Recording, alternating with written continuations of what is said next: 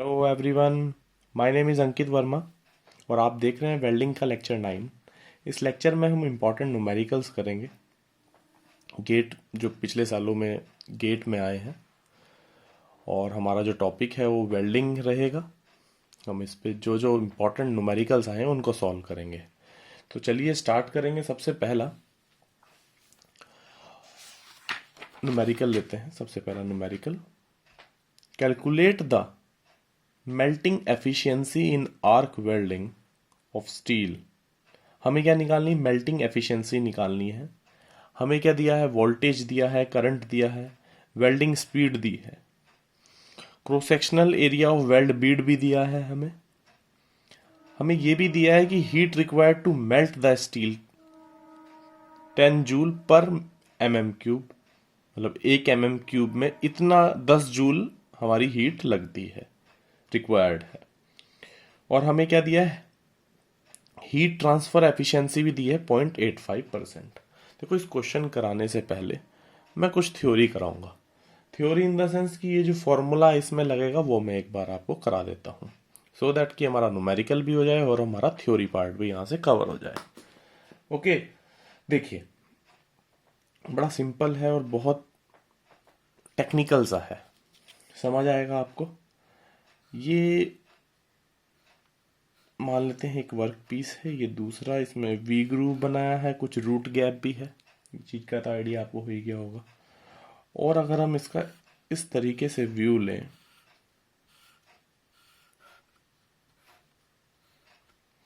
Okay, welding की speed किस direction में होगी, फ्लैट वेल्डिंग पोजीशन है ये, इस डायरेक्शन में करो आप। ठीक है, ये कौन सी पोजीशन है, फ्लैट वेल्डिंग पोजीशन है। अगर ये थिकनेस कितनी है, टी है, स्पीड ये है, और विड्थ ये बी से डिनोट कर देते हैं, विड्थ ऑफ वेल्ड बीड, और टी क्या है, थिकनेस है। तो एरिया ऑफ वेल्ड बीड क्या हो जाएगा, B into T. Okay, V voltage मान लेते हैं, आई करंट मान लेते हैं, और स्मॉल वी मान लेते हैं, ये क्या है, वेल्डिंग स्पीड। ओके, तो देखिए, हीट जो हमारी सप्लाइड होती है, हीट सप्लाइड, क्योंकि ये हीट रिक्वायर्ड दिया है पर mm³ में, तो हमें हीट सप्लाइड भी निकालनी है, जो कि पर mm³ में हमें निकालनी होती है। उसका फॉर्मूला आप याद रखें, वो क्या होगा, V into I upon area of weld bead into speed of welding या welding speed, small v। Okay, तो ये क्या आएगा हमारा, ये तो एक तरह से यूनिट किसकी है इसमें, ये जूल में यूनिट है वी आई की। और ए इंटू वी की स्पीड वो क्या हो जाएगी, mm³ पर सेकेंड। mm³, अगर ये मीटर स्क्वायर और ये पर सेकेंड में है तो मीटर³ पर सेकेंड, और इसकी यूनिट क्या होगी आपकी, सॉरी, जूल पर सेकेंड, या वॉट भी कह सकते हैं। ओके, तो इसलिए ये पूरा ओवरऑल क्या आएगा, एक तरह से हमारी ये जो यूनिट आएगी उसकी क्या यूनिट हो जाएगी, जूल पर mm³। क्लियर है। देखिए, तो v की स्पीड वैल्यू पता है, i की वैल्यू पता है, एरिया ऑफ वेल्ड बीड भी हमें दिया है, स्पीड भी दिया है, तो यहां से हमारा हीट सप्लाइड आ जाएगा इसी क्वेश्चन में। देखिए आप, ठीक है, आपको हीट सप्लाइड क्लियर हो गया होगा। ठीक है, पहले हम क्या करते हैं, पहले एक तरह से पहले हम ये पूरा प्रूफ कर लेते हैं, ये भी एफिशिएंसी निकालने का, मेल्टिंग एफिशिएंसी निकालने, क्योंकि हमें क्या निकालना है, मेल्टिंग एफिशिएंसी निकालनी। तो हमें क्या, हीट सप्लाइड आ गया। अब क्या है, हमें निकालना है actual heat transfer. Actual heat transfer, देखो ये क्या है, हीट ट्रांसफर, ये कुछ ना कुछ हीट ट्रांसफर की वजह से लॉस भी हुआ होगा, क्योंकि जब हमारी वेल्डिंग हो रही होगी तो कुछ हीट ट्रांसफर लॉस भी हुआ होगा, हीट का कुछ सराउंडिंग में। तो इसने हीट ट्रांसफर एफिशिएंसी दी है 0.85। इसका मतलब क्या, 15% हीट आपकी लॉस हुई। तो अगर आपसे कोई पूछता है एक्चुअल हीट सप्लाइड क्या होगी, क्या, actual heat supplied, actual heat supplied,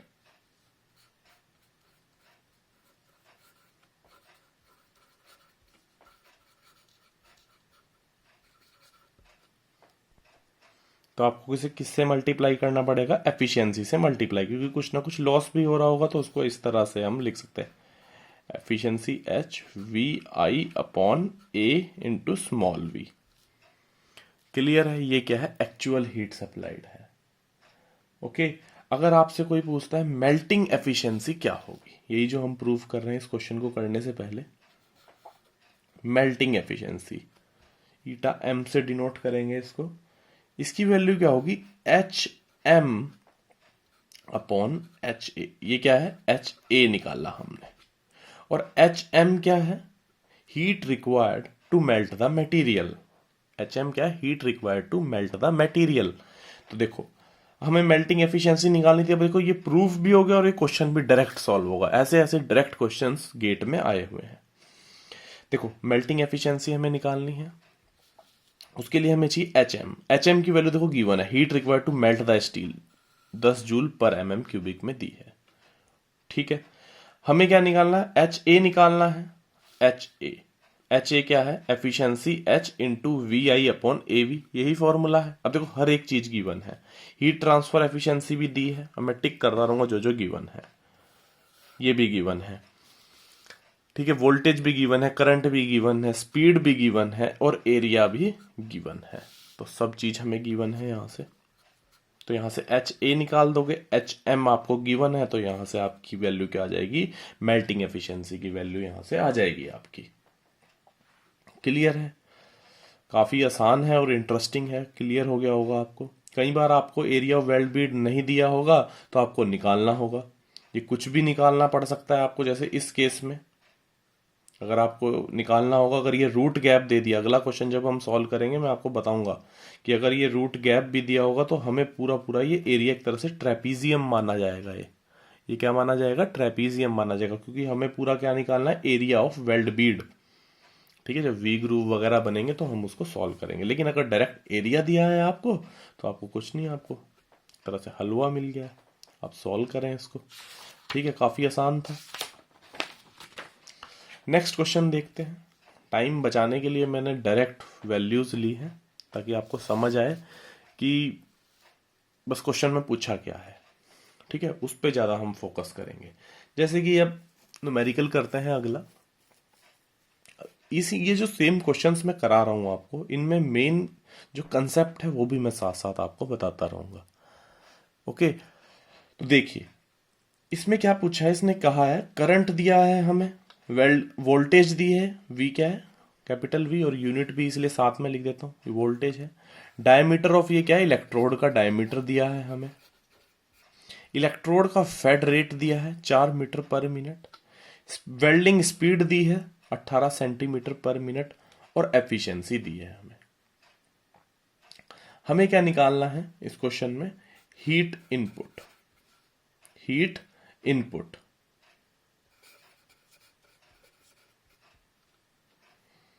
okay. अब हीट इनपुट का मैं आपको फॉर्मूला बताऊं, वो क्या होता है। हीट इनपुट आप हमेशा याद रखें इसको, कोई भी आपसे पूछ सकता है ये। उसका फॉर्मूला क्या होता है, efficiency into V I upon small V. Okay, clear है। अच्छा, तो ये हीट इनपुट आ गया हमारा। एफिशिएंसी की वैल्यू हमें दी है 0.65, वोल्टेज भी दी है हमें 25, करंट भी दिया है 200 और स्पीड भी हमें दी है 18 सेंटीमीटर पर मिनट। तो पर मिनट में है तो हम इसको किस में कर लेंगे, पर सेकंड में कर लेंगे। तो 18 डिवाइडेड बाय 60। तो अब ये जो यूनिट आएगी किस में आएगी, किलो जूल। और हाँ, ये जो ये किसका फॉर्मूला है, हमें क्या निकाला, हीट इनपुट। क्वेश्चन में क्या गिवन पूछा हमसे, heat input per unit length. Heat input per unit length. तो पर यूनिट लेंथ का मतलब क्या है, ये जो फॉर्मूला बनेगा वो किस में आएगा, यानी कि जो भी यूनिट आएगी, जैसे मान लेते हैं किलो जूल पर सेंटीमीटर में ये वैल्यू आएगी हीट इनपुट। तो पर यूनिट लेंथ के हिसाब से हीट इनपुट का फॉर्मूला ये होगा। ठीक है, एफिशिएंसी से हम किस लिए मल्टीप्लाई करते हैं कि जो लॉसेस होते हैं उसको कवर अप करने के लिए, इसलिए एफिशिएंसी दी होती है। तो ये एक तरह से ये क्या होता है, एक्चुअल हीट इनपुट होता है ये। ओके, तो यहां से शायद आपका कंसेप्ट क्लियर हुआ होगा। अब ये आपसे अगले क्वेश्चन में, नेक्स्ट इसी का पार्ट है, ये आपसे पूछ रहा है find the area of the weld Beed.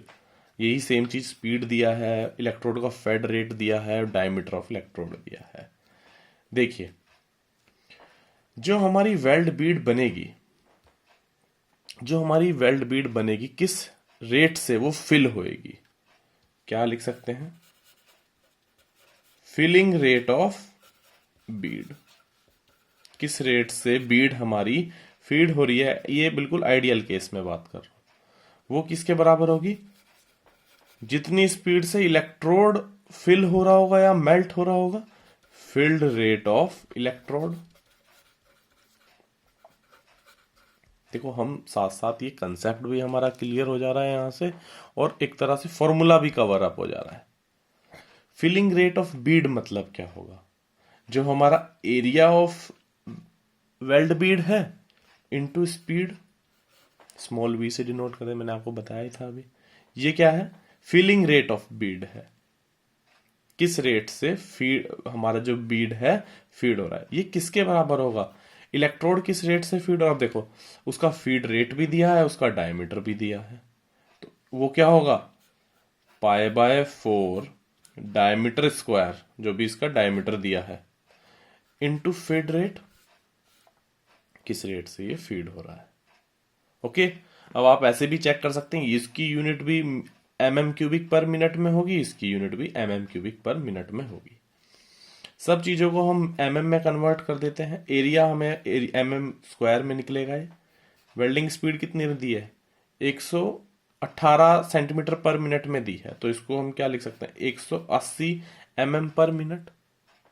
Clear है, सेंटीमीटर में दिया तो इसको mm में कन्वर्ट कर दिया, π/4। ये कितना दिया है वो डायमीटर, 1.2 का स्क्वायर, इंटू फेड रेट क्या है, 4 मीटर पर मिनट, तो इसको mm में कन्वर्ट कर लेंगे, 4000 mm पर मिनट में लिख दिया फीड रेट हमारा। क्लियर हो गया होगा आपको। तो यहां से आप सॉल्व करके किसकी वैल्यू निकाल दोगे, एरिया ऑफ बीड निकाल दोगे। ठीक है, टाइम भी ऐसे वेस्ट नहीं हो रहा, आप खुद कैलकुलेट करें, मैंने मेन आपको तरीका इसमें यहां से बता दिया। और ऐसे ऐसे क्वेश्चन पूछे जाएंगे और पूछे जाते गए हैं गेट में। ठीक है, जो जो हम थ्योरी पढ़ रहे हैं साथ साथ उसके न्यूमेरिकल्स भी इसीलिए हम सॉल्व करे जा रहे हैं। ओके, अब एक बहुत अच्छा क्वेश्चन 5 नंबर में एक क्वेश्चन आया है एक बार गेट में, आई थिंक प्रोडक्शन और इंडस्ट्रियल इंजीनियरिंग जो स्ट्रीम है उसमें आया है, मैकेनिकल में नहीं आया, शायद प्रोडक्शन और इंडस्ट्रियल इंजीनियरिंग में क्वेश्चन आया है।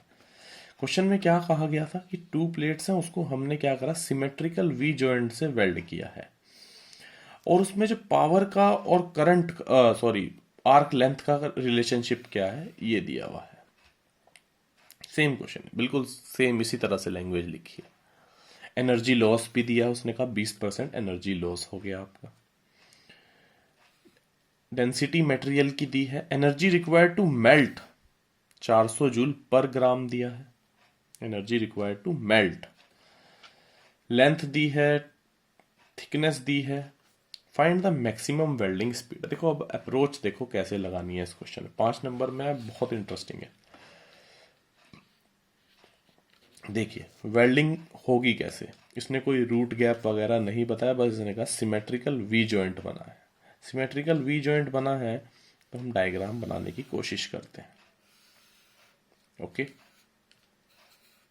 ये हमारी वेल्ड, इस तरह से हम लिखेंगे इसको। ओके, ये वी ग्रूव बना दिया, कितना एंगल है ये, 60 डिग्री का एंगल बना। अब विड्थ ऑफ वेल्ड बीड क्या होगी, ये डिस्टेंस होगा, ये एंगल पूरा 60 है तो ये 30 डिग्री होगा, और इसने थिकनेस भी दी है हमें कितनी, 5 mm दी है। देखो सब चीज क्वेश्चन में गिवन होती है, बस आपको अप्रोच सीखनी है। सबसे पहले अगर आपको ये ए बी निकालना है, ए बी, ये मान लेते हैं ये सी पॉइंट है, ए बी निकालने के लिए आप बी सी निकाल दीजिए और उसका ट्वाइस कर दीजिए बी सी का, तो वो क्या आ जाएगा, ए बी आ जाएगा। ठीक है, क्लियर है। बी सी क्या होगा, BC अपॉन, इसको मान लेते हैं OC, तो वो क्या होगा 1030। ओके, और OC कितना है 5 mm है, तो यहां से BC आ जाएगा, BC का डबल कर देंगे तो क्या आ जाएगा AB आ जाएगा। क्लियर है, तो वो क्या आ जाएगा AB आप यहां से निकाल देंगे। कोई प्रॉब्लम हो तो लेक्चर को बैक करके देखें आराम से, ठीक है, सिंपल ज्योमेट्री है। AB निकाल दिया आपने। अब देखिए आपको क्या निकालना है मेनली, अगर आप विड्थ निकाल दें, और ये किस तरह सेक्शन, इस तरह से ही तो वेल्डिंग आप करते हुए जा रहे होंगे, ठीक है। लेंथ ऑफ वेल्ड भी दिया है हमें, लेंथ ऑफ वेल्ड भी दिया है, वो कितना है 1000 mm दिया है देखो। तो एरिया ऑफ वेल्ड बीड क्या होगा,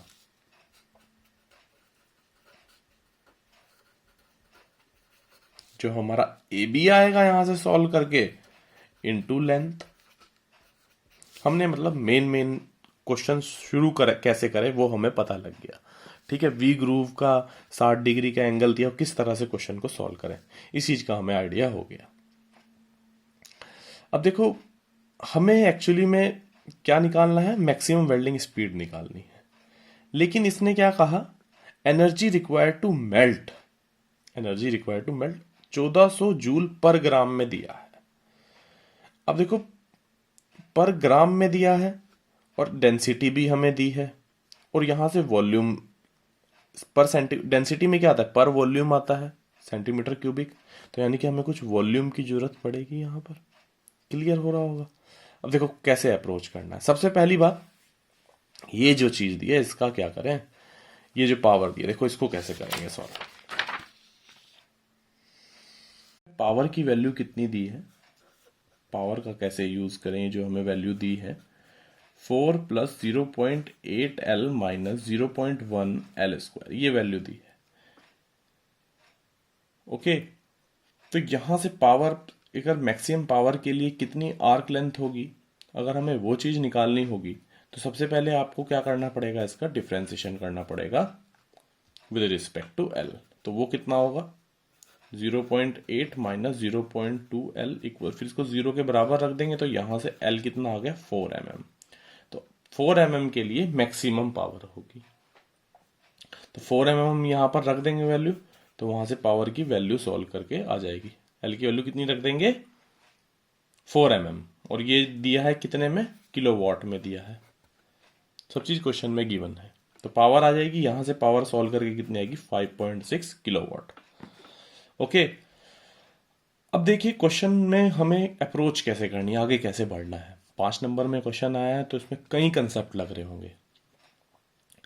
तो एरिया ऑफ वेल्ड बीड जैसे मैंने आपको बताया, वो कितनी निकाली, जो हमने विड्थ निकाली थी उसको हमने लेंथ से मल्टीप्लाई कर दिया। अगर आपसे कोई पूछता है इसकी वॉल्यूम कितनी होगी, वॉल्यूम ऑफ वेल्ड बीड, वो कितना होगा, आपने जो एरिया निकाला, एरिया ऑफ वेल्ड बीड निकाला, उसको किससे मल्टीप्लाई कर देंगे, थिकनेस से मल्टीप्लाई कर देंगे। ये तो हमारा एरिया आ गया, और उसको थिकनेस से हमने मल्टीप्लाई कर, थिकनेस भी हमें दी है 5 mm दी है, तो यहां से सॉल्व करके हमारी कितनी आ जाएगी, वॉल्यूम ऑफ वेल्ड बीड आ जाएगी 433। चेक कर लेना, लगभग यही आएगी। ये तो कैलकुलेशन पार्ट है, इससे कोई मतलब नहीं है, यहाँ आपको समझ आना चाहिए कर कैसे रहे हैं क्वेश्चन। अब देखो हमें क्या दिया है, एनर्जी रिक्वायर्ड टू मेल्ट, कितना दिया है 1400 जूल पर ग्राम। हमें क्या निकालना है, वेल्डिंग स्पीड निकालनी है। हमें लेंथ ऑफ वेल्ड पता है, अगर हम वेल्डिंग टाइम निकाल दें, welding length, length of welding upon welding time, welding speed आ जाएगा। यही अप्रोच रखते हैं। तो हमें मेन मोटिव क्या निकालना है, वेल्डिंग टाइम निकालना है अभी। अब देखो हमें पावर का पता लग गया है, यहां से पावर का पता लग गया है। अब आपको क्या निकालना है, टाइम फॉर वेल्डिंग निकालना है। अब देखिए कैसे इस क्वेश्चन को आगे अप्रोच करें हम। टाइम फॉर वेल्डिंग, हमें ये 1400 जूल पर ग्राम में दिया है, हमें वॉल्यूम भी पता है और डेंसिटी भी पता है। डेंसिटी भी पता है। तो मास कितना आएगा या ग्राम, कितनी ग्राम मेल्ट हुआ है, वो कैसे नहीं, ग्राम मेल्टेड, वो कितना होगा जो आपने वॉल्यूम निकाली यहां से सॉल्व करके इनटू डेंसिटी। क्लियर है? तो वो कितना हो जाएगा, उतने ग्राम मेल्ट हुआ है। तो वॉल्यूम आपने निकाली दी है 14,433 इंटू डेंसिटी 8 ग्राम पर सेंटीमीटर क्यूबिक में दिया है। ठीक है, तो सेंटीमीटर क्यूबिक को आप किस में कन्वर्ट कर लें, एमएम क्यूबिक में कन्वर्ट कर लें। तो 8 इंटू 10⁻³ अब ये यूनिट किस में बन गई, ग्राम पर एमएम क्यूबिक में बन गई। ठीक है, ये भी, तो ये कितने ग्राम आ जाएगा, यहां से कितने ग्राम आपके मेल्टेड हुए हैं। तो कितनी एनर्जी हमें लगानी पड़ी मेल्ट करने के लिए, तो वो आ जाएगी यहां से, क्योंकि हमने यहां से ग्राम मेल्टेड निकाल दिए, एम की वैल्यू बोल सकते हैं ये। यहां से वॉल्यूम को डेंसिटी से मल्टीप्लाई कर दे तो ग्राम, कितने ग्राम मेल्ट हुआ यहां से निकल जाएगा। उसको आप किससे मल्टीप्लाई कर देंगे, यहां मल्टीप्लाई कर देंगे, वो कितना आ जाएगा, एनर्जी रिक्वायर्ड टू मेल्ट, और वो किस में यूनिट आएगी, जूल में आएगी। मान लेते हैं कोई भी यूनिट मान लेते, कोई भी वैल्यू मान लेते, 1500 जूल आ गई, ये मान लेते हैं अप्रोक्स, इतनी एनर्जी रिक्वायर्ड टू मेल्ट आया हमारा। क्लियर है? अब देखो कैसे हम इसको अप्रोच करें। हमें पता है हम, और हाँ बहुत इंपॉर्टेंट चीज, क्वेश्चन में क्या चीज गिवन है, एनर्जी लॉस 20% दिया है हमें, एनर्जी लॉस कितना दिया है, 20%, और पावर सप्लाई से ये क्या है, जो हमारी पावर आई है ये मैक्सिमम पावर आई है, ये कितनी आई है, मैक्सिमम पावर आई है। क्लियर है? तो देखो हमें एफिशिएंसी का फॉर्मूला कहां पर कैसे लगाना पड़ेगा, देखो एफिशिएंसी इक्वल्स टू, देखो यहीं से टाइम कैसे निकलेगा, वेल्डिंग टाइम कैसे निकलेगा, एफिशिएंसी जो हमें 80% दी है, क्योंकि 20% तो उसने क्या कहा लॉस हुआ है, तो एफिशिएंसी कितनी आ गई, 80% आ गई। ओके, एफिशिएंसी चलो पता लग गया हमें, इसका फॉर्मूला क्या होगा, heat rate to melt, heat rate कितना मेल्टिंग करने में कितना हीट रेट लग रहा है, और अपॉन पावर सप्लाई, क्योंकि पावर सप्लाई तो फिक्स ही रहेगी ना। क्लियर हो रहा होगा? ठीक है, अभी देखो पावर सप्लाई जितनी हमारी सोर्स से आ रही वो तो फिक्स ही रहेगी, 5.6 किलोवाट। तो चलो 5.6 किलोवाट आ गई, ये तो वैल्यू किलोवाट में आ रही है। ठीक है, और ये भी मान लेते हैं कितने में, किलो जूल में आया है, ऐसे ही हमने तो कोई भी वैल्यू माननी है यहां पर। देखो हीट रेट आएगा, हीट रेट आएगा, और ये क्या है, खाली एनर्जी है, हीट है ये, तो रेट करने के लिए आपको किससे डिवाइड करना पड़ेगा, इसको टाइम से डिवाइड करना पड़ेगा। ठीक है, तो देखो ये आ गई 5.6 इक्वल्स टू 0.8, तो एफिशिएंसी है, पावर सप्लाई, हीट रेट देखो कैसे आएगा, तो आपने ये 1500 एनर्जी रिक्वायर्ड टू मेल्ट निकाल ही दिया, एनर्जी तो हमने निकाल दी, डिवाइड बाय टाइम। ठीक है, ये तो देखो एनर्जी आई है हमारी, अगर आप इसको टाइम से डिवाइड कर देंगे तो ये रेट आ जाएगा, तो ये भी यूनिट पावर वाली यूनिट बन गई वॉट में, और ये भी यूनिट वॉट में बन गई। हमें दोनों यूनिट सेम रखनी पड़ेगी ना, तभी तो फॉर्मूला लगाएंगे।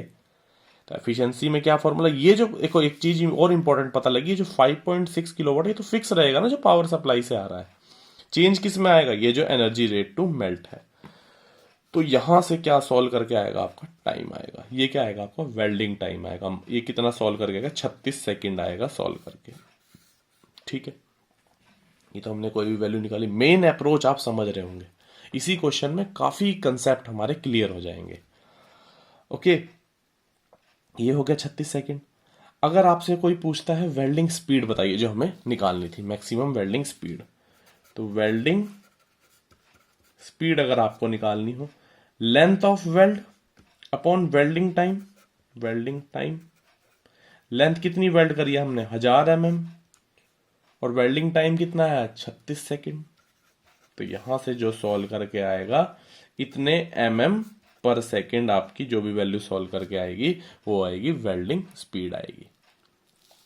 ठीक है, देखो कितने सारे कंसेप्ट इसी क्वेश्चन में हमारे क्लियर हुए कि पावर मैक्सिमम पावर सप्लाई भी निकाली हमने, वॉल्यूम ऑफ वेल्ड बीड भी निकाला।